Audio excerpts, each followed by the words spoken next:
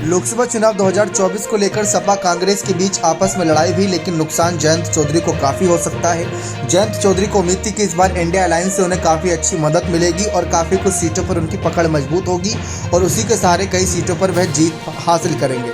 लेकिन सपा ने कांग्रेस को झटका दिया। उस बीच लपेटे में जयंत चौधरी भी आ गए। जयंत चौधरी को अब एक नए साथी की तलाश है। वैसे तो चंद्रशेखर आजाद के साथ मिलकर वह चुनावी अभियान को धार देते ही हैं, लेकिन सब जानते हैं कि दलित चेहरे के रूप में इतना चंद्रशेखर अभी उभरे नहीं है।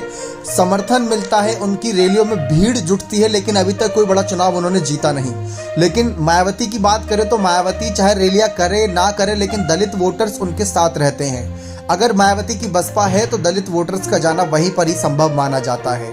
तो मायावती ने बात साफ कह रखी है। इसी के साथ साथ अगर देखा जाए तो जयंत चौधरी भी ये बात मानते हैं कि दलितों की एकमात्र बड़ी नेता के तौर पर कहीं ना कहीं मायावती हैं। पिछले चुनाव में 3 सीटों पर भले ही आरएलडी लड़ी थी, लेकिन उनको उन सीटों पर नंबर 2 की पोजीशन किस तरीके से मिल गई थी। तो सपा बसपा दोनों का ही साथ मिल गया था। इस बार भी जयंत चौधरी ऐसी कुछ उम्मीद रखे थे, लेकिन इस बार कांग्रेस की भी साथ उम्मीद लगा ली थी और अपना दल के साथ भी उम्मीद लगा ली थी, कई और पार्टियों के साथ उम्मीद लगा ली थी।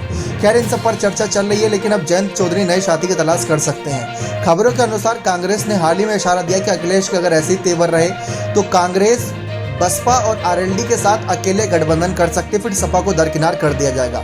अगर यही नौबत आई तो सबको पता है कांग्रेस का ज़्यादा जनाधार है नहीं उत्तर प्रदेश में, और ऐसे में जयंत चौधरी ने इस बात को खुद कबूला था कि वे कई पार्टियों के संपर्क में रहते हैं और कई पार्टियां उनकी संपर्क में रहती है, जिसमें मायावती का भी नाम का जिक्र था।